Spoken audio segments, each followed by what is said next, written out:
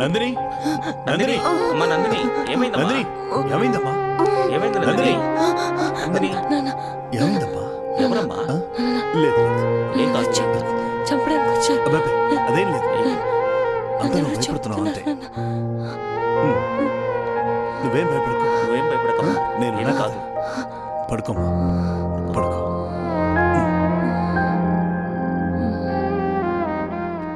భయపడాల్సిన అవసరం లేదు.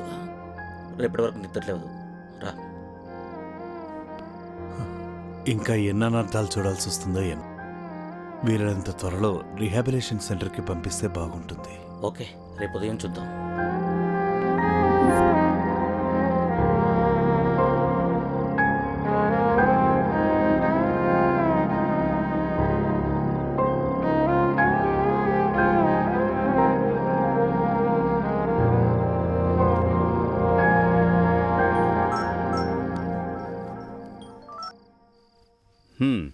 చెప్పండి రాజేష్ గారు, సార్, మీ అమ్మాయి పరిస్థితి ఎలా ఉంది?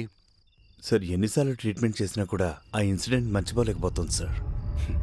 ఈ మధ్య మరొక మ్యాగజైన్ చదువుతోంది. ఓకే, డాక్టర్ సజెషన్ ప్రకారం ఆ నవల్లో ఆ అమ్మాయి ఏ అబ్బాయినైతే చంపిందో ఆ అబ్బాయిని తీసుకొస్తే తను బయటపడే అవకాశం ఉంది సార్. ఓకే. మ్యాగజైన్పై ఉన్న ఫొటోస్ మీకు వాట్సాప్లో పంపించాను, ఒకసారి చూస్తారా? వాట్సాప్లో పంపించారా? అవును సార్. 1 సెకండ్. అరే, ఇతను Rahul. I know him. Yeah. దయచేసి హెల్ప్ చేయండి సార్. ఇతను నాకు బాగా తెలుసు రాజేష్. నిన్ననే ఒక మ్యాగజైన్ ఓపెనింగ్లో కలిశాను. Yes, he's a good model.